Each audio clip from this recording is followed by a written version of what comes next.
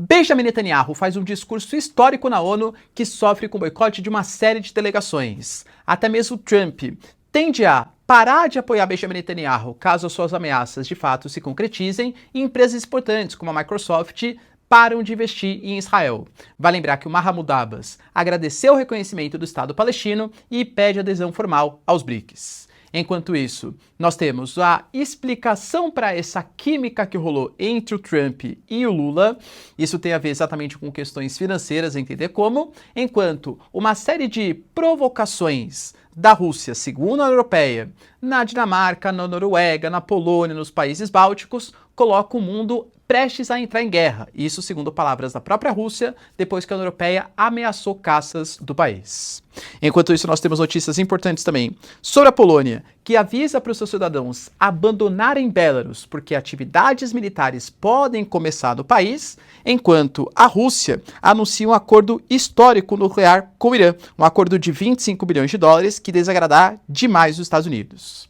Para finalizar, falar agora também sobre a pressão que o Trump faz contra os turcos. Dois países têm uma relação bastante conturbada para que Erdogan deixe de comprar petróleo da Rússia, enquanto o Washington Post denuncia: a Rússia está ajudando a China a se preparar para a incursão para a guerra contra Taiwan. Se vocês querem entender um pouco mais sobre esses assuntos, e muito mais também sobre geografia, geopolítica, atualidades, política, polêmicas, enfim, tudo para você se manter sempre bem atualizado, já se inscreve no canal, deixa seu like e compartilha esse vídeo, que o professor Ricardo conta muito com a sua ajuda. Belezinha? Pessoal, recado rapidinho da nossa parceiraça do canal. Galera, presta atenção que eu tenho uma super novidade para vocês.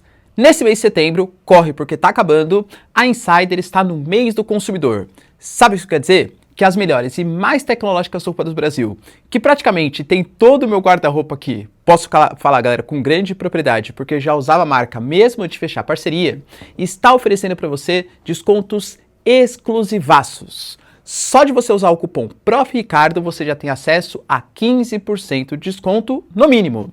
Só que quando você soma com os descontos que já existem no site, juro para vocês, pode chegar a 50% de desconto para você ter acesso a meias, que são as melhores do Brasil, cuecas, galera, que de verdade, tá, são sensacionais. Então eu vou mostrar pra vocês por questões um pouco éticas aqui, né? Acho que vocês devem querer ver também.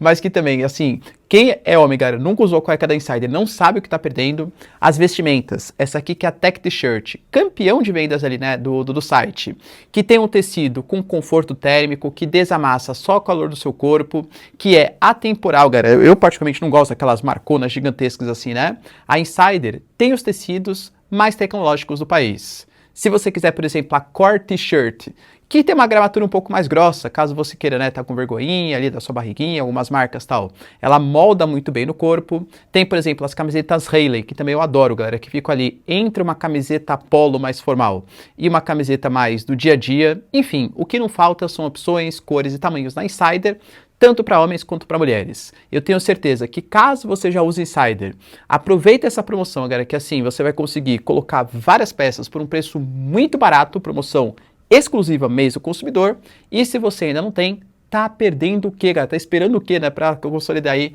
a oportunidade da roupa da Insider. Então, link na descrição, Prof. Ricardo, e tem acesso às melhores e mais tecnológicas roupas do Brasil. Corre, porque tá acabando. Bom, galera, então bora lá pro vídeo, ó. E lembrando, hein? Tá acabando, mês de setembro, desconto especialíssimo da Insider, até 50%, cara. Aproveitem, aproveita. Como eu trouxe para vocês na introdução, hoje nós tivemos um discurso bem importante de Benjamin Netanyahu, que, lembrando, fez todo um trajeto ali de Israel em direção aos Estados Unidos, sem passar pelos países que são signatários do Tribunal Penal Internacional, porque o Benjamin Netanyahu está sendo investigado, aliás, até possivelmente, né, se ele pisasse em algum desses países que são signatários do Estatuto de Roma, ele deveria ser enviado para a Corte de Haia por crimes contra a humanidade. Lembrando que o TPI não julga estados, mas sim pessoas. Quem julga estados é a Corte Internacional de Justiça, mas que também está julgando Israel por um suposto genocídio contra a população palestina. E lembrando que pesquisas independentes convocadas, contratadas pela ONU, falaram sim de de Israel contra o povo palestino. E ontem a gente teve o discurso do Mahmoud Abbas, uma série de países, por exemplo, se pronunciando em favor do Estado palestino, e era muito esperado o discurso do Benjamin Netanyahu. Recomenda-se que fale durante uns 15 minutinhos. O Benjamin Netanyahu, bem como o Trump, ultrapassou bastante, cara, falou quase 50 minutos. Ele já tinha se pronunciado às vésperas, colocando que ele diria a verdade. Eu vou condenar todos aqueles líderes que, ao invés de condenar os assassinos, estuprados, enfim, né, e incendiários de crianças, querem dar um Estado para eles. E foi basicamente isso que pautou seu discurso. Ele deixou muito claro que ele vai terminar o seu trabalho e que, na verdade, os países ocidentais deveriam estar agradecendo Israel e não criticando e reconhecendo o Estado palestino. Já que o trabalho que Israel fez, ele até mostrou o mapa, né? Contra o Hezbollah, com os pagers, contra o Irã, as instalações nucleares, contra a Jihad Islâmica, contra o Hamas, contra o Bashar al-Assad, enfim. Todos os chamados, os Houthis no Iêmen, todos os chamados autodenominados eixo da resistência, é um favor ao Ocidente.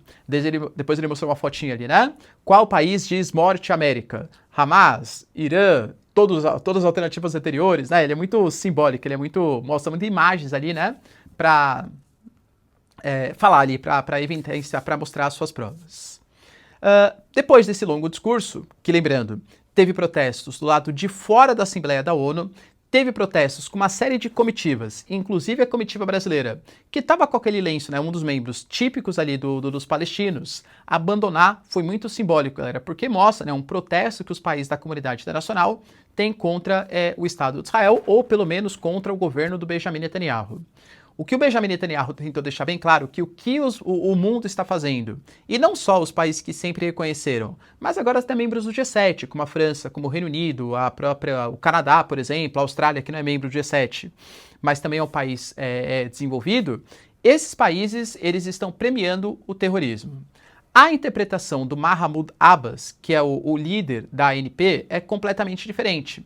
Porque ontem mesmo ele falou no seu pronunciamento que não é para se enganar. O Hamas e as outras facções deverão sim entregar suas armas à Autoridade Nacional Palestina, ou seja, organização do Mahmoud Abbas, como parte de um processo para construir as instituições de um Estado, uma lei e de forças de segurança legais. O que está acontecendo é que o Benjamin Netanyahu está usando a fome como arma de guerra e, inclusive, nós, palestinos, agradecemos aos 149 países que já reconhecem a Palestina como Estado. O nosso povo não esquecerá desse reconhecimento. Ou seja, galera, na minha concepção, tá? Vou passar a interpretação que eu tenho para vocês. O Benjamin Netanyahu, mais uma vez, ele está querendo colocar que todo mundo que se pronuncia contra atitudes do governo de Israel é porque é antissemita. Ou está querendo colocar que todo mundo que reconhece o Estado palestino, na verdade, é porque é apoiador do Hamas. Poxa, galera, o mundo é muito mais complexo do que preto e branco, do que 8 e 80. Existem vários tons de cinza, existem vários números entre 8 e 80. Você acha que a França apoia o Hamas? O Reino Unido apoia o Hamas? Para, né? O que esses países estão colocando, inclusive como pré-condição para o reconhecimento do Estado palestino, é que hajam eleições livres e democráticas, que haja essa eleição sem a participação do Hamas, inclusive com o Hamas entregando as suas armas, com a devolução dos reféns, e que os palestinos também reconheçam o direito à existência do Estado de Israel. Claro, se isso vai acontecer ou não, são outros 500. Mas o Benjamin Netanyahu deixou muito claro que não há chance da formação de um Estado palestino. E lembrando que uma das possíveis retaliações que o Smotrich, o Ben-Gvir e até o próprio Benjamin Netanyahu vem colocando, que seria não só fazer o deslocamento forçado, a anexação de toda a faixa de Gaza, mas isso partir também para a Cisjordânia. Existe já o plano E1, que é o plano que está sendo executado pelo Smotrich, ministro das Finanças, que vai separar o território de Jerusalém Oriental da faixa de Gaza. Isso é amplamente criticado pela comunidade internacional. Mas até a área C do Acordo de Oslo, que é a área de controle ali dos palestinos na Cisjordânia, possivelmente, segundo Smotrich, Ben-Gvir e outros ministros, poderia ser anexado pelo Estado de Israel como forma de retaliação ao apoio à criação do Estado palestino, para mostrar que ele nunca vai ser criado. E o Trump deixou bem claro, falou isso publicamente, hein? Não foi assim a entrevista, foi assim, entre linhas, né? Ele deixou muito claro que há um limite. A possível anexação da Cisjordânia não pode acontecer. Os países árabes também se pronunciaram sobre o assunto, Arábia Saudita, Egito, Jordânia, colocando que uma possível anexação da Cisjordânia vai totalmente contra qualquer tipo de princípio de regulação ou respeito à legislação internacional. Ou seja, o Benjamin Netanyahu está meio que pressionado, cerceado pelas atitudes de Israel, mas falou que não volta atrás. A própria Microsoft, galera, olha a empresa que a gente está falando, empresa gigantesca, cortou algum tipo de serviços oferecidos para o Estado de Israel porque estava sendo utilizado contra o povo palestino. Sim, a Microsoft que até o próprio CEO colocou ali, né? Que nós não somos um país, nós somos uma empresa. Nós decidimos para quem nós vamos vender os nossos serviços. O que Israel estava fazendo é utilizando o sistema Azure, um sistema de computação em nuvem e inteligência artificial, para armazenar arquivos de chamadas telefônicas obtidas por vigilância em massa contra civis em Gaza e na Cisjordânia. A Microsoft alega que isso não é contra o Estado de Israel, mas qualquer Estado que utiliza o sistema da Microsoft para oprimir civis tem o seu serviço cancelado. E que a Microsoft não precisa se preocupar com relações diplomáticas, já que é uma empresa privada e decide para quem vai vender os seus serviços. Percebam que a pressão cresce contra o Benjamin Netanyahu. Enquanto isso, que aliás é até uma recomendação do Trump, né? O Trump fez uma reunião ontem com uma série de lideranças árabes, apresentou um plano que ainda não foi divulgado para a mídia e está pressionando o Benjamin Netanyahu para que ele aceite esse plano. Agora, esse plano prevê a desocupação do território da faixa de Gaza, a não destruição do Hamas? Não sei se o Benjamin Netanyahu exatamente vai aceitar. Já tivemos ministros falando que Israel não pode ser mais uma estrela da bandeira americana. Israel é parceiro dos Estados Unidos, mas Israel deve sim ter a sua autonomia. Enquanto isso, a Palestina, buscando mais reconhecimento internacional, anunciou um pedido formal de ingresso nos BRICS. Talvez não como membro pleno, mas como membro associado, bem como a Turquia, bem como outros membros aí, que se associaram recentemente à organização. Se de fato acontecer, é mais uma participação efetiva da Palestina em uma grande organização internacional. Será, galera, que vai rolar? Enquanto isso, nós tivemos também algumas explicações que vêm à tona, que vêm à mídia, do que eu venho trazendo para vocês. Poxa, galera, muito estranho, né? O Lula vai lá, no púlpito da ONU, fala muito mal dos Estados Unidos. Não, porque os americanos, eles estão sendo unilaterais, porque eles estão interferindo na soberania da América Latina, porque eles não sabem o que está acontecendo no processo judicial brasileiro e querem mais uma vez interferir, a gente não aceita intervenção na soberania, no poder judiciário. E aí, de repente, o Trump sobe depois. Não, eu troquei uma ideia com o Lula, rolou uma química, né, interessante, eu vou conversar com ele na semana que vem e tal. Como assim, né? Ninguém esperava, pelo menos eu não esperava, né? Esse tipo de declaração. E aí os dois lados, né? A esquerda, o Lula é lindo, maravilhoso, ele conseguiu uma reunião, tal, sem abrir os princípios. E a direita, calma, isso é um plano do Trump, porque o Trump, ele, na verdade, ele vai pressionar o Lula, enfim, né? De verdade, o Trump é um cara totalmente imprevisível, é muito difícil saber o que vai acontecer. Fato é que a gente tem algumas informações vindo à tona que podem explicar essa situação. Há cerca de 3 semanas, nós tivemos os irmãos Batista, Wesley e Joesley Batista, que comandam a JF, aquela hold, né, proprietária da JBS, da PicPay, enfim, de outras empresas, que tiveram reuniões com o Trump ou com membros da sua comitiva na Casa Branca. Começa a vir explicações mais satisfatórias, né? E aí, a gente sabe que a JBS, por exemplo, tem mega operações no Brasil, mas também nos Estados Unidos. Pô, galera, 75 mil funcionários dos Estados Unidos e 180 mil funcionários do Brasil não é pouca coisa. E aí, é responsável pela produção de frango, de carne, de hambúrguer. Cara, hambúrguer para americano é importante, né? Processados como salame, como salsicha, tal, carne de porco. E aí, nessa reunião, deixou bem explícito, Trump, até entendo, né, que você esteja um pouco chateado e tal, mas você aplicar tarifas de 50% pode contaminar o mercado americano, diminuir a sua popularidade e, claro, comprometer até a própria produção de carne ou a venda de carne dos Estados Unidos. Lembrando que esses ultraprocessados ou até a carne convencional é alimento, e alimento vale para todo mundo, para a população mais rica, a população mais pobre. O que o Trump quer? Deixar os alimentos mais caros? Para a população mais pobre, para isso comprometer a popularidade dele às vésperas de um importantíssimo processo eleitoral do ano que vem, que vai definir uma renovação do Congresso, que pode perder a maioria republicana para uma maioria democrata por, entre aspas, picuinhas políticas? Segundo a mídia, esse foi o tom do papo entre Trump e Wesley e Joesley Batista. Supostamente daí que veio a química, ou seja, o Trump estaria disposto, mesmo com as questões políticas relacionadas ao Bolsonaro, intervenções judiciais, algumas sanções, possivelmente, né, Lei Magnitsky e tudo tal, contra alguns, mas na relação comercial, a tirar algumas das tarifas. Novamente, especulações. Você acredita, galera, que o elemento químico, né, ou a química que rolou, é o elemento químico níquel aí, entre aspas, né, ou seja, a moeda, preocupações econômicas do governo americano? Deixa aí nos comentários. Enquanto isso, a guerra entre Rússia e União Europeia, Rússia e OTAN, se aproximem, galera. Pelo menos é o que os indicativos mostram. Nós tivemos, por exemplo, drones sobrevoando o espaço aéreo da Dinamarca inclusive com os dinamarqueses alegando que é uma ameaça sistemática dos russos, porque a Dinamarca deixou muito claro que esse tipo de ação foi feito por agentes profissionais. Esses drones também estavam sobrevoando não só o aeroporto da Dinamarca, mas também da Noruega, interrompendo o tráfego por algumas horas naqueles aeroportos. Lembrando que a União Europeia está às vésperas de receber uma importante reunião, a Dinamarca, né? Em Copenhague, uma reunião, uma cúpula da União Europeia. Se a gente for somar com os acontecimentos dos últimos dias, bombardeiros, equipamentos russos sobrevoando a fronteira com a Alasca com os Estados Unidos, espaço aéreo da Polônia invadido por 19 drones, o espaço aéreo da Estônia invadido por caças russos durante 12 minutos, aeroportos, isso não é confirmado que foi a Rússia, claro, tá? Aliás, vários desses não tem confirmação que foi a Rússia que fez. Aeroportos, por exemplo, com algum tipo de cyberataque, com acusações contra a Rússia, os drones agora na Dinamarca, o próprio Financial Times colocando que existem embarcações russas disfarçadas de embarcações civis que estão vistoriando os cabos submarinos na região do Báltico para fazer algum tipo de ataque. Cara, isso são elementos que, se comprovados que forem os russos, são elementos de uma guerra híbrida. São provocações que estão sendo feitas. E aí a própria Dinamarca falou sobre isso, que o objetivo desse tipo de ataque híbrido é espalhar o medo, é dividir e nos intimidar, mas que isso não vai acontecer.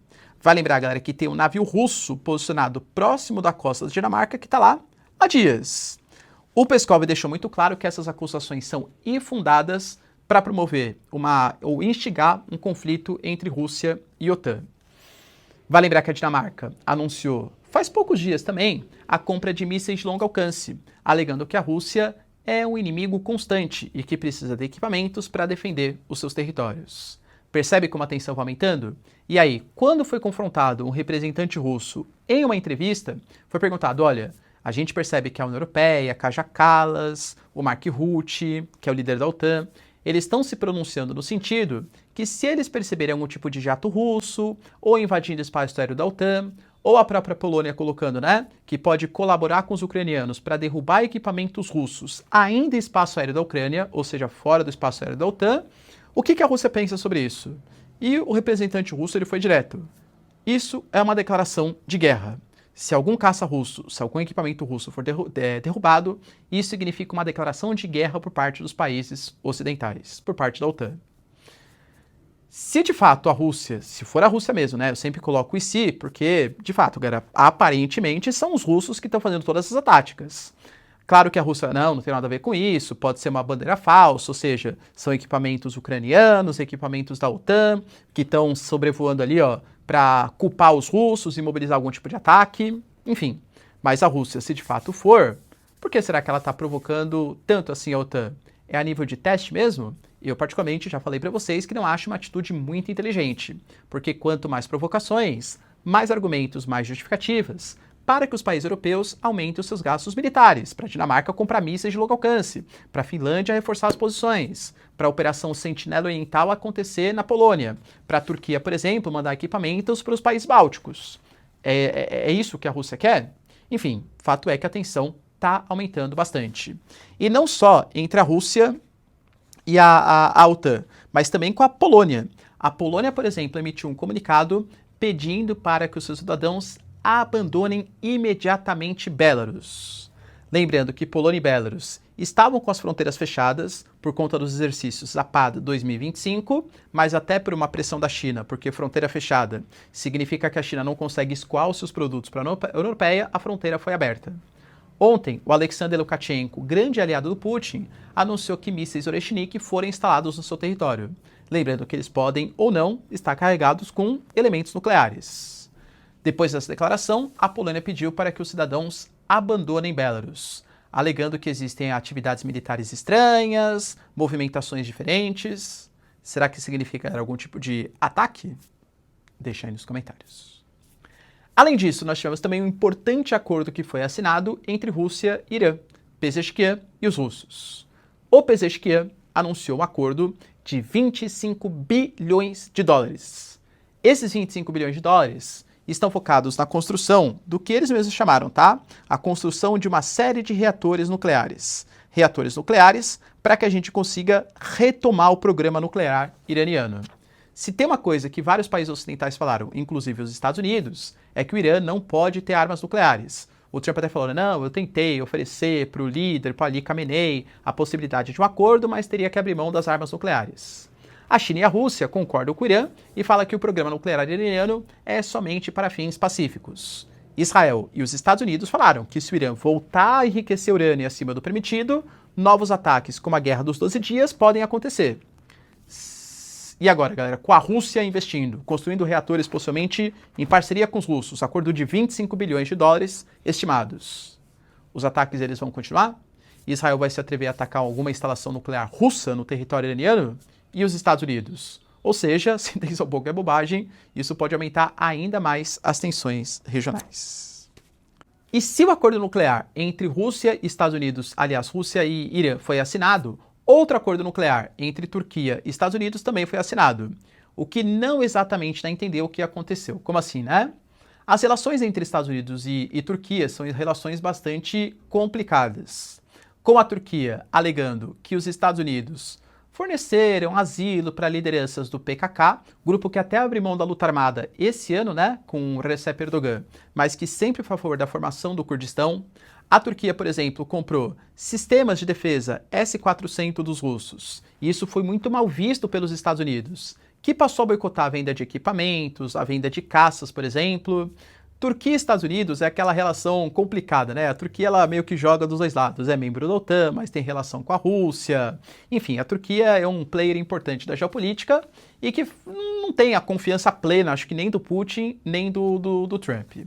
E nessa reunião, o Trump ele deixou bem claro que a Turquia deve suspender a compra de gás e de petróleo dos russos, bem como a União Europeia. Já falei para vocês que o interesse ele não reside exatamente só, vamos parar de financiar os russos. Se a Europa, inclusive a Turquia, que é a Europa e a Ásia, não compra o gás e petróleo russo, vai ter que vir de algum lugar, e os americanos são grandes exportadores de GNL. Tenham claro isso na cabeça de vocês. 41% de tudo que a Turquia importa hoje são combustíveis fósseis dos russos. Ou seja, não é um pedido simples, e a própria Turquia deu a entender que mesmo com essa pressão do governo Trump, que também pressiona os países europeus, não vai parar com a compra de petróleo e gás dos russos. O próprio Trump colocou, né, que a melhor coisa que poderia fazer é não comprar petróleo e gás. Afinal, essa guerra já tirou milhares de vidas. É vergonhoso que a Turquia continue comprando esses produtos. Ele também, galera, cometeu uma meia gafe ali, entre aspas, porque ele estava discutindo, né? Eu passei por eleições injustas, falando sobre a eleição do Biden. E, aliás, você, Erdogan, entende bastante, né, de eleições injustas. Porque o Erdogan ele é acusado, tanto nas penúltimas como nas últimas eleições, de ser eleições um pouco contestadas, não exatamente justas. Tanto a de 2018 como a mais recente contra o Kılıçdaroğlu. Enfim, né? Então falou na cara do Erdogan que as eleições deles foram injustas, né? Mas enfim. E aí depois ele falou também sobre o Erdogan ter a capacidade de ser um possível mediador entre Rússia e Ucrânia. E de fato é verdade, como a Turquia ela tem relação com os dois lados, as principais reuniões, as únicas, né, que aconteceram entre Rússia e Ucrânia, foram em território turco. Ou seja, o Trump ele se dispôs a revisar a possibilidade de venda de caças americanos para a Turquia, teve a assinatura de um acordo nuclear para fins pacíficos, mas os problemas continuam, principalmente por conta da compra e venda de combustíveis fósseis. E para finalizar, pessoal, tivemos uma notícia importante do Washington Post que fez uma denúncia importante. Supostamente, segundo o Washington Post, documentos foram encontrados que corroboram a ideia que a Rússia está ajudando a China a invadir Taiwan. Eu falo invadir entre aspas, porque, como eu sempre trago para vocês, a relação é conflituosa. Para a República Popular da China, não existe invadir Taiwan, já que Taiwan pertence à República Popular da China. Claro que a galera de Taiwan, né, a República da China, se reconhece como a verdadeira China e não a China controlada pelo Partido Comunista Chinês. Então, para Taiwan, seria uma espécie de invasão.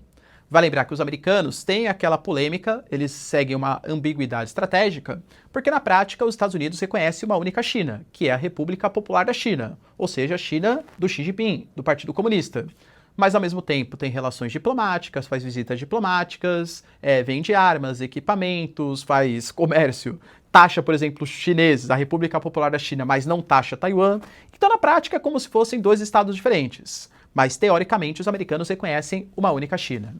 A própria reportagem do Washington Post destaca que eles estão treinando paraquedistas, que estão vendendo equipamentos na casa de 580 bilhões de dólares para ajudar a China a invadir o território de Taiwan. Já trouxe para vocês que se de fato isso acontecer, assim, é potencialmente, assim, muito mais perigoso que a guerra Rússia e Ucrânia. Taiwan é uma potência militar muito mais forte do que os ucranianos eram.